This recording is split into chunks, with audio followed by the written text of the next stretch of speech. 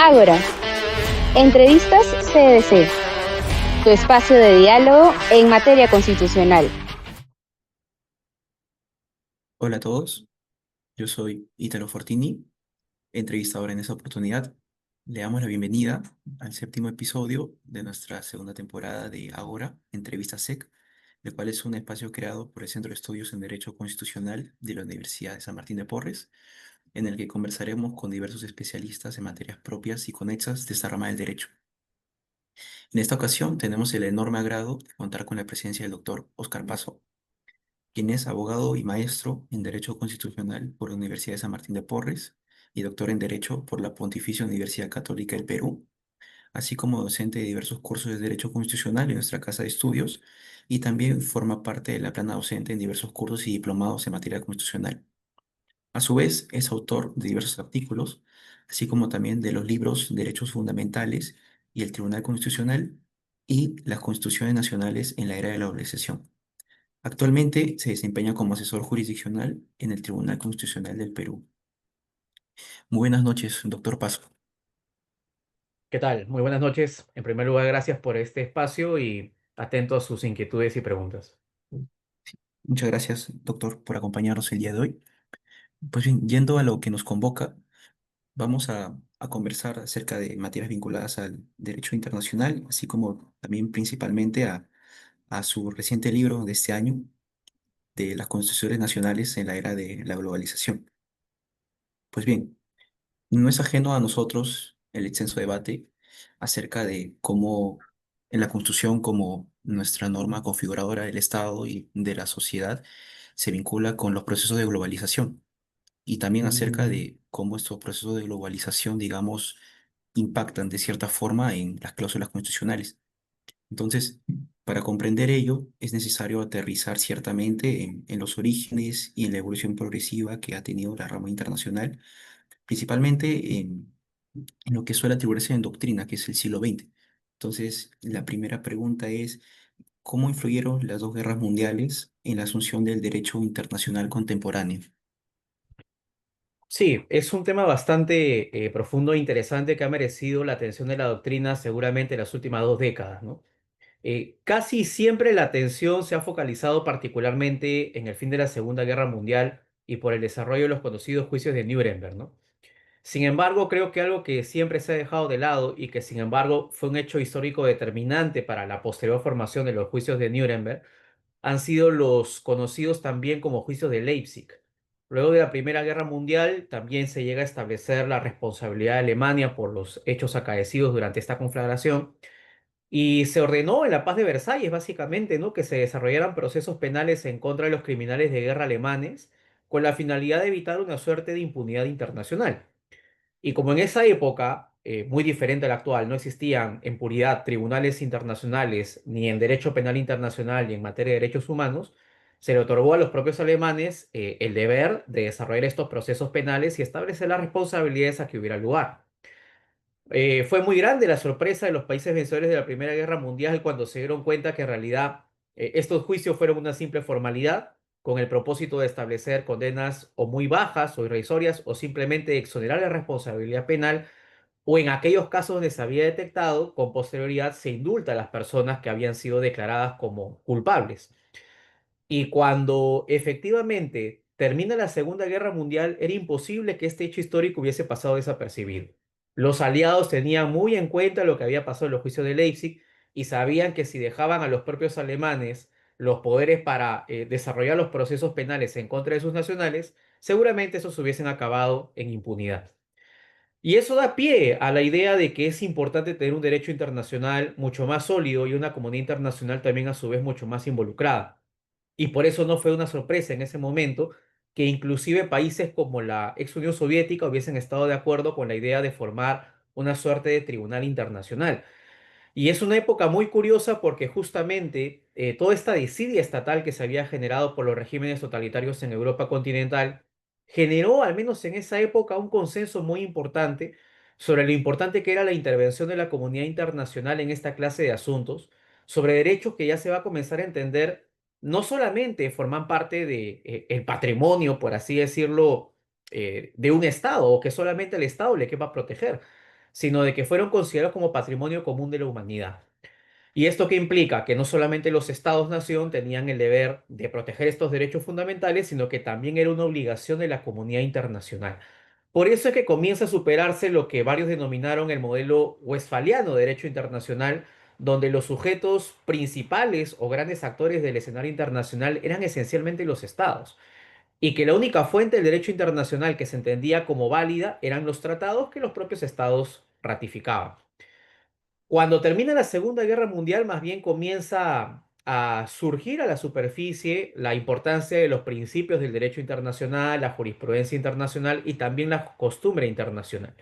Y en esa medida varios comienzan a hablar de un modelo post-Westfalia de derecho internacional, donde ahora la comunidad, a través de organismos internacionales, también se ve involucrado, entre otras cosas, en la protección de los derechos fundamentales.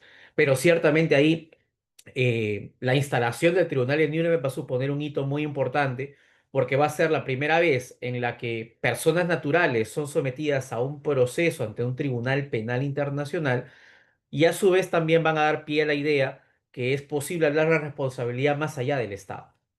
Algo que va a abrir el debate, sobre todo en Europa, a la instalación de un tribunal internacional en materia de derechos humanos, que posteriormente sería el Tribunal Europeo creado por el Convenio de Roma.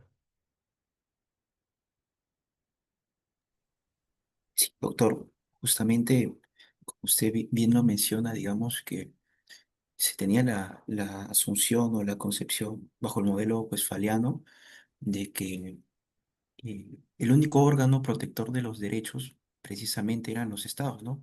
Entonces, digamos que con este cambio de paradigma, hacia un modelo post-westfaliano, como usted menciona, es que se cambia este rol que tienen los estados en su vinculación con los demás también países y se asume que ahora también existe una comunidad internacional, ¿no? Esto es, el siglo XX lo que ha asumido o una de sus ventajas o de sus virtudes que hemos traído hasta ahora es, digamos, la asunción de una comunidad internacional vinculada con la protección de los derechos. Entonces, la segunda pregunta es, ¿de qué forma ha impactado precisamente la comunidad internacional en los procesos constituyentes y legislativos de los países en conflicto y qué se puede rescatar de ello? Sí, de múltiples formas, ¿no? Y podríamos hablar tanto de derecho internacional como a su vez de lo que podría ser considerado como el derecho comunitario, por ejemplo, lo que ocurre en la Unión Europea, ¿no?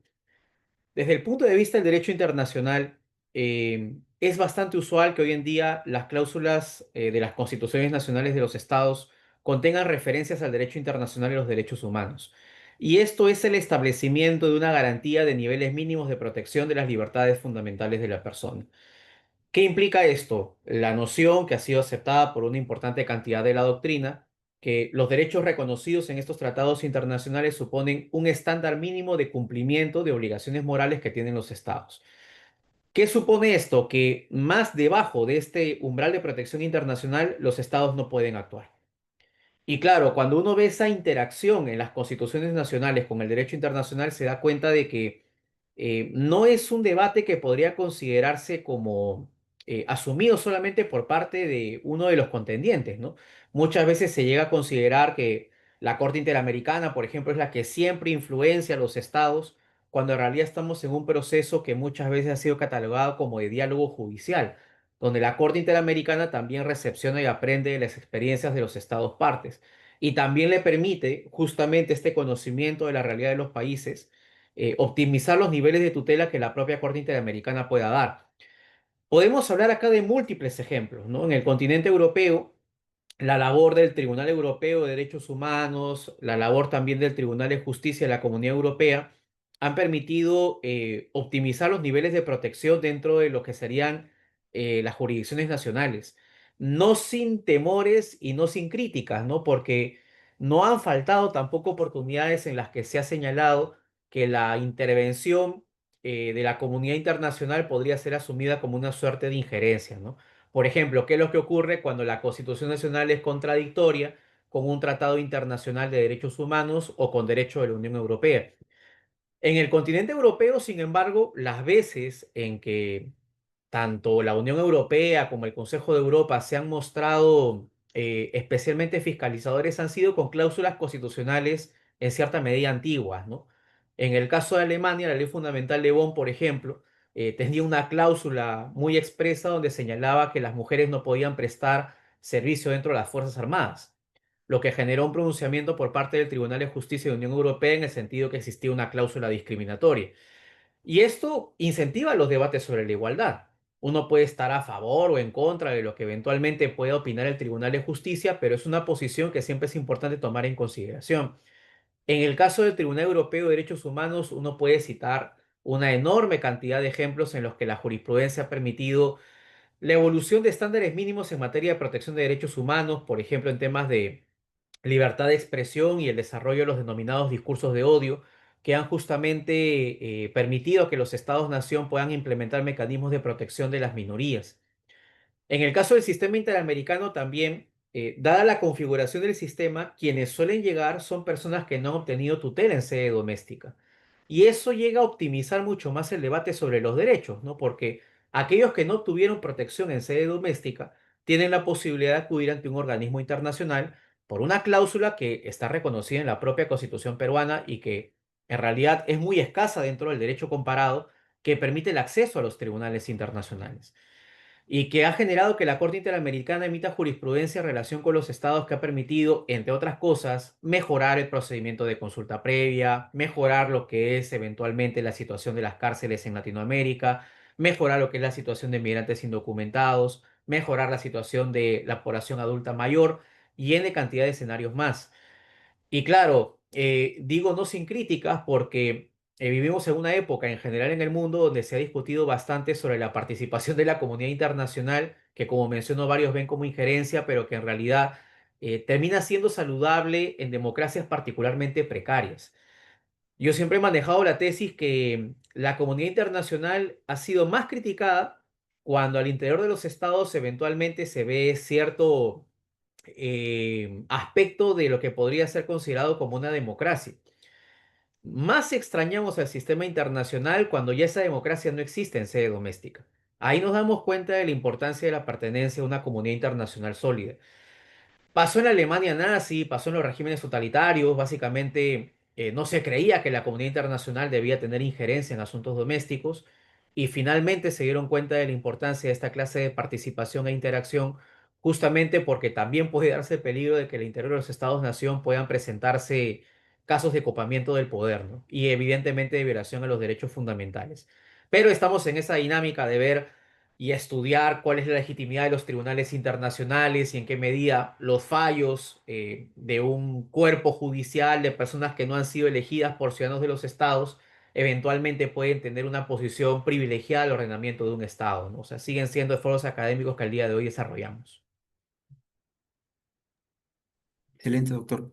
Sí, como usted, digamos, ha incidido, se suele atribuir, digamos, una suerte de ilegitimidad democrática a los tribunales internacionales, y esto, digamos, ante una pretendida acusación de que en sus decisiones hay una extralimitación o hay una injerencia, digamos, y ello también, digamos, que como usted ha incidido, tiene vinculación también con sociedades democráticamente deterioradas, ¿no? Acerca también de corrupción y hechos lamentables que pueden ocurrir dentro de los estados-nación. Entonces, digamos que suele atribuirse una crítica respecto a la objeción democrática acerca del rol y también del funcionamiento y eventualmente de las decisiones que puedan tomar los tribunales internacionales. Digamos que esa es la premisa que usted ha señalado y que, digamos, también nos lleva a la tercera pregunta. Digamos, ¿es trasladable la idea del principio democrático a las estructuras supranacionales? Digamos, ¿qué cuestionamientos habituales suelen existir al respecto? Sí, es la gran problemática al día de hoy, ¿no? Y esto obedece a que particularmente las personas que nos hemos dedicado al derecho constitucional cuando hemos estudiado estos conceptos, lo hemos hecho en función del concepto de Estado-nación que comienza a forjarse en el siglo XVIII. Y comenzamos también a pensar en una especie de alianza entre tres conceptos que van a ser determinantes en esta época, ¿no? El concepto de constitución, el concepto de territorio y el concepto de democracia. una suerte de alianza ahí, ¿no? Y comenzamos a diseñar términos como el del poder constituyente originario, que en su momento Sieyès concibió como un poder ilimitado, ¿no? Hoy en día sabemos que no hay facultades ilimitadas en el marco de un Estado constitucional, ni siquiera las mayorías pueden configurar a plena voluntad lo que sería el contenido de un ordenamiento jurídico. Esto porque podría evidentemente mermar o reducir de manera muy considerable derechos fundamentales de minorías que por X razones no pueden participar en el procedimiento democrático. Y lo llamativo de todo este procedimiento ha sido que cuando se instaló el concepto de constitución, esta alianza era muy sólida. Y por el contrario, la comunidad internacional no tenía ninguna presencia relevante en lo que podría ser la jurisdicción doméstica. Por eso surgen conceptos como el de orden público internacional, que en el derecho francés, por ejemplo, permitían que tú te opusieras a la ejecución de un acto jurídico celebrado en el extranjero si es que era contradictorio con tu legislación doméstica. Y hoy en día ha servido, entre otras cosas, para señalar que te puedes oponer a un acto jurídico celebrado en el extranjero si es que la ley peruana, supongamos, no permite esa conducta que fue validada en otro ordenamiento jurídico. Pero no responde a la pregunta de qué pasaría, supongamos, si un tratado internacional suscrito por el Estado sí permitiera la conducta que fue efectuada en el otro país. ¿Ese concepto de orden público internacional acaso no debería ser repensado en el marco de las modernas sociedades democráticas involucradas con la comunidad internacional? Y claro, justamente pasar de este esquema de una inerte comunidad internacional a una sólida, a una fuerte, nos ha generado todos estos debates en torno a qué esperar de los tribunales internacionales. Y acá ha ocurrido algo muy llamativo, ¿no? Las críticas que se le suelen hacer a las cortes domésticas, en el sentido de que sus fallos son expedidos por personas que no han sido elegidas por parte del pueblo, también se han trasladado a la escala internacional y se suele decir quiénes han elegido, quiénes han votado por estos jueces de un tribunal internacional que expiden sentencias en contra del Estado peruano. La primera reacción es que los argumentos que legitiman el control de constitucionalidad también pueden servir para proteger o fortalecer lo que sería el control que hacen tribunales internacionales, sobre todo en materia de derechos humanos. Son órganos doblemente contramayoritarios, si podemos decirlo de alguna manera. ¿Por qué doblemente contramayoritarios? Porque en primer término, el debate sobre los derechos se desarrolla en un tribunal doméstico. Y este tribunal doméstico ya hace las veces de un órgano contramayoritario, porque tiene la misión de examinar si los poderes públicos representativos desarrollaron su conducta en el marco de lo que la Constitución habilita. Y cuando este tribunal doméstico concluye que, por ejemplo, no hay violación de la Constitución, uno diría, bueno, institucionalmente el Estado involucrado ya dio una opinión definitiva sobre ese derecho fundamental y se entiende que ese derecho fundamental no debería ser protegido por un tribunal de justicia. Ahí viene el segundo nivel de intervención. Puedo acudir a la justicia internacional para que eventualmente también evalúe los criterios de la justicia doméstica. Así que uno podría decir, es un doble nivel de crítica. Ya no solamente es una crítica al poder de un tribunal, sino que es el cuestionamiento a un tribunal internacional que tiene facultades de controlar el accionar de un tribunal nacional. Y en esa medida es natural que hayan surgido bastantes críticas tanto en América como en Europa, ¿no? Solo que en el caso americano, desgraciadamente, la academia no se ha preocupado mucho en atender esta clase de cuestionamientos, ¿no? Mientras en Europa ustedes pueden encontrar una importante cantidad de doctrina que ha desarrollado la idea del pluralismo constitucional o que ha reflexionado sobre esto que se denomina constitucionalismo más allá del Estado-nación, en el caso americano, estas reflexiones son prácticamente inexistentes. Más allá que yo no comparta muchos de los postulados y referencias que hace Luigi Ferraioli en algunos textos últimos que ha publicado, como La Constitución de la Tierra y Constitucionalismo más allá del Estado-Nación, permite abrir bastante la mente respecto de qué le espera al derecho constitucional. Yo particularmente siempre lo he afirmado, yo no creo que el futuro del derecho constitucional sea estar anclado en el Estado-Nación. Me parece que las propias dinámicas de las sociedades contemporáneas no empujan ese camino. Muy probablemente América Latina va a ir en un camino cercano al de Europa y muy probablemente también en el próximo decenio vamos a estar discutiendo sobre cómo justificamos la legitimidad de los tribunales internacionales. En el caso americano, se ha discutido muy poco sobre esto, pero evidentemente ha sido una corte que ha permitido la tutela de derechos fundamentales de colectivos que no habían podido obtener a su vez protección en sede nacional. y que en su momento, por X factores, habían merecido seguramente desaprobación por parte del Estado respectivo, ¿no? Me pongo a pensar aquí seguramente en casos como la protección de la población adulta mayor, un caso que ocurrió en Chile respecto de la manera en cómo debía priorizarse la atención en lo que serían los hospitales, un caso en contra de Ecuador respecto de los estigmas en contra de las personas con VIH-Sida, otro caso también contra Ecuador sobre cómo debería manejarse la consulta previa, libre e informada en una sociedad democrática, y podría citar N cantidad de ejemplos para que uno se pueda dar cuenta de cómo los fallos de la Corte han permitido que los estados puedan mejorar sus niveles de protección en sede doméstica. Y yo creo que por ahí va a ir el inicio del estudio de esta legitimidad de los tribunales internacionales. Claro, doctor. Sí, es muy preciso lo que usted menciona, ya que digamos que existe cierta correlación entre esta crítica que se le hace a la legitimidad de los tribunales internacionales, como usted también ha mencionado, con ciertos paradigmas o ciertas posiciones clásicas de las discusiones teóricas del derecho constitucional, como puede ser las características identitarias del Estado, como el territorio, el poder, que supuestamente, digamos, es indivisible y que ahora con la asociación del derecho internacional se parte de que hay una cesión de competencias y también, digamos, con esta clásica discusión de la objeción contramayoritaria, ¿no? De esta discusión en Estados Unidos que inicia ciertamente con, como conocemos los estudios teóricos de derecho constitucional de Alexander Bickel, ¿no? Entonces, digamos que estas discusiones se han trasladado ahora al plano supranacional, más aún tomando en cuenta que es un tribunal judicial, digamos que las críticas que ya se hacían a los tribunales judiciales en sede interna, esta crítica a los tribunales judiciales ahora se traslada a sede supranacional.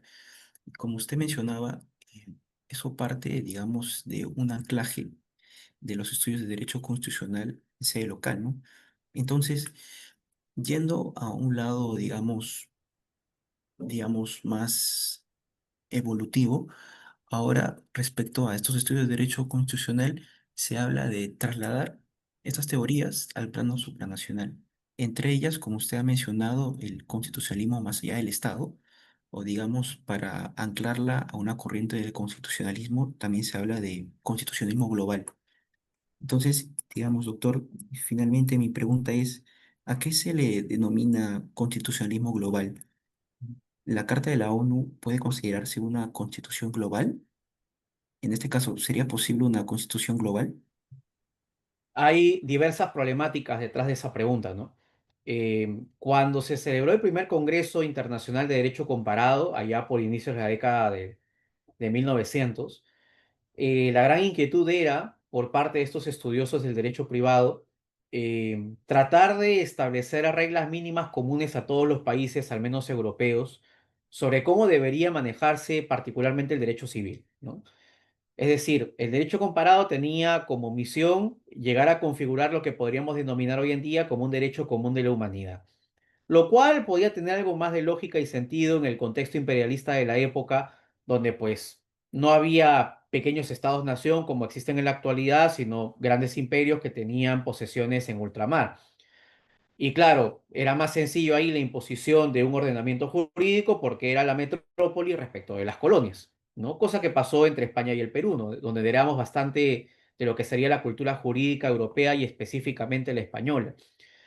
¿Y esto qué implicó? Que en ese contexto, hablar de un derecho común de la humanidad fuera como algo posible, un logro viable.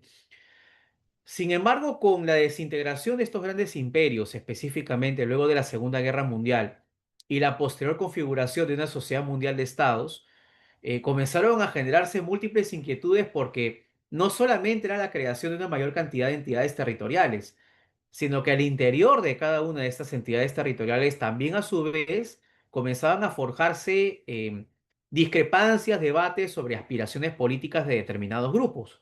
Me refiero acá a la experiencia de Cataluña en España, me quiero referir también a la situación de Quebec en Canadá y varias otras situaciones en el derecho comparado que permiten ver que ya el problema de legitimidad no solamente está en el marco de los estados-nación, sino también al interior de los estados-nación. Y esto ha ocasionado que este ideal de homogeneidad que perseguía la Revolución Francesa inicialmente, en el sentido que hay un cuadro mundial de valores que eventualmente todas las personas van a aspirar a lograr, pues en la realidad no se ha trasladado de esta manera, ¿no? Justamente los estudios de multiculturalismo y su vinculación con el derecho constitucional han permitido advertir que hay distintas formas de entender el mundo y que por lo general acá hemos pecado los constitucionalistas de ingenuos. Nos hemos dedicado más a estudiar lo que es la experiencia occidental, ¿no? La situación europea, la situación americana, pero no hemos abordado cómo se examina la experiencia constitucional en el continente asiático o en África, ¿no? Donde está muy presente el derecho consuetudinario, o pues en el caso asiático también la presencia musulmana bastante marcada, ¿no? Y que ha generado dilemas respecto de si es posible en algún momento de la evolución de la humanidad tener normas comunes de convivencia. Uno podría decir ahí, pero bueno, hay una Declaración Universal en materia de derechos humanos, pero ese documento igual nos sigue dejando muchas discrepancias, incluso entre las personas que pertenecemos al denominado mundo occidental.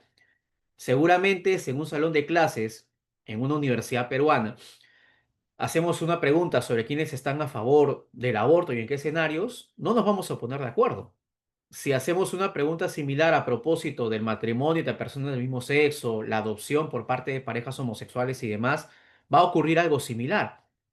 ¿Y por qué comento esto? Porque tenemos discrepancias en el mundo occidental donde al parecer la idea de derechos humanos se ha anclado de manera muy positiva y se le ha vinculado como un episodio final de la evolución de la Ilustración. Ahora, imaginemos esas críticas en un mundo no laico como el mundo musulmán, donde la vinculación entre religión y política está bastante marcada y las constituciones suelen tener un claro anclaje religioso, ¿no? Hay una referencia bastante nítida al Corán y otras fuentes del derecho islámico que es común advertir en estos países. Y es más, cada uno de ellos tiene un nivel de cercanía muy diferente con el Islam. ¿Qué nos permite ver todo este panorama global? Que en realidad, en la actualidad, en el año 2025, hablar de un constitucionalismo global pareciera ser una tarea ciertamente imposible. Pero algo que yo siempre he señalado es que particularmente el derecho internacional hoy en día se le enjuicia de manera un poco injusta, ¿no? Se le exige un posicionamiento más fuerte que el de los estados-nación. Y los estados-nación, sin embargo, han nacido desde el siglo XVI en Europa. O sea, tienen tranquilamente de 400 a 500 años de vida institucional, lo que les ha permitido, entre otras cosas, fortalecer sus atribuciones, consolidar el poder al interior de su jurisdicción y un considerable etcétera. En el caso del derecho internacional, las principales instituciones que conocemos en la actualidad no tienen ni un siglo de existencia. Hablamos de instituciones creadas por la Carta de la ONU, como la Corte Internacional de Justicia, la Asamblea General o el Consejo, que son entidades que seguramente tendrán unos 80 años de funcionamiento dentro de la comunidad internacional y que evidentemente van a tener que pasar por una larga evolución para poder ver consolidado todo su poder en un escenario futuro. Si es recomendable o no en algún momento de la humanidad coincidir en cuanto a un esquema básico de valores, yo creo que es recomendable, pero no creo tampoco que el procedimiento sea la imposición ideológica, que es muchas veces lo que presenciamos al día de hoy, ¿no? Creer que nuestra cultura es la mejor y que eso puede justificar hasta una intervención militar. Ese camino es completamente errado. Yo creo que nos va a tocar sufrir muchísimo para comenzar a identificar estos consensos, lidiar con extremistas, porque esto va a ser una realidad, evidentemente, con la cual vamos a tener que interactuar y que fruto de la evolución, fruto de un diálogo razonable, eventualmente sea posible identificar estas pautas comunes que deberían tener todas las sociedades democráticas. Yo creo que hay principios que son innegociables, pero que claro, en otras comunidades, en otros mundos jurídicos, en otras familias jurídicas, no se conciben como tales. Y esto obedece a una gran cantidad de factores. Sin embargo, cuando uno revisa las constituciones del mundo musulmán, del mundo africano, del mundo americano, hay una coincidencia respecto de varios derechos. Yo creo que es importante comenzar el estudio desde ahí, ¿no? Yo creo que cualquier cultura jurídica está de acuerdo con la idea o la premisa de la dignidad. Cuando se reunieron los redactores de la Declaración Universal de los Derechos Humanos, se le encargó a un grupo de expertos auspiciados por la UNESCO que trataran de recopilar cuáles son aquellos principios fundamentales de la humanidad que están presentes en las culturas jurídicas de sus respectivas familias jurídicas. Y se llegó al consenso justamente que la dignidad era una premisa fundamental al interior de cualquier familia jurídica en el mundo. Claro está, los países del bloque soviético, por ejemplo, se abstuvieron de firmar la Declaración Universal y demás, esos son datos anecdóticos, pero varias familias jurídicas que hoy en día entenderíamos como directamente enfrentadas, estuvieron de acuerdo con esta idea fundamental. Yo en ninguna cultura jurídica voy a poder señalar que matar a una persona sin ninguna justificación va a estar permitido por el derecho. Estamos de acuerdo en cualquier cultura jurídica que golpear a un niño de forma injustificada también es algo que es aberrante desde cualquier perspectiva de la moral. ¿Qué implica esto? Que podemos estar de acuerdo sobre un común denominador de libertades fundamentales de la persona. El gran tema que hemos tenido en las últimas décadas es que hemos puesto a discutir a los extremos. Y como hemos puesto a discutir a los extremos, no nos hemos puesto de acuerdo en los mínimos de una sociedad democrática. Y yo creo que en realidad el debate debería empezar por ahí. ¿Qué es lo que nos une? ¿Qué es en lo que estamos de acuerdo? Y a partir de ahí comenzar un debate sensato, maduro y evidentemente con expectativas de poder formar lo que sería un común denominador de libertades fundamentales de la persona, ¿no? Pero, como comento, es una tarea a muy larga data, ¿no? Bien, doctor, sí, en efecto, existen ciertos preceptos básicos que, digamos, pueden estar presentes mínimamente en cada familia jurídica que podemos analizar dentro de los tópicos del derecho constitucional. Pues bien, una vez más, doctor Paso, le agradecemos por su tiempo y sobre todo por su excepcional manera de explicarnos un tema tan complejo como es acerca de la relación que tienen las constituciones nacionales con los procesos de globalización y cómo deben responder los estados ante ello, y sobre todo, digamos, ante la delicada y también la importante función que tienen los tribunales internacionales al respecto. Esperamos poder contar con su presencia en otras actividades con el Centro de Estudios en Derecho Constitucional de la Universidad de San Martín de Porres. Y a quienes nos ven, los invitamos a estar al tanto de nuestras próximas entrevistas, así como también revisar las ya publicadas. Recuerden seguirnos en Facebook, Instagram, LinkedIn, YouTube. Muchas gracias y hasta el siguiente episodio. Muchas gracias, doctor. Muchas gracias a ustedes. Un fuerte abrazo. Cuídense. Gracias. Ágora. Entrevistas CDC. Tu espacio de diálogo en materia constitucional.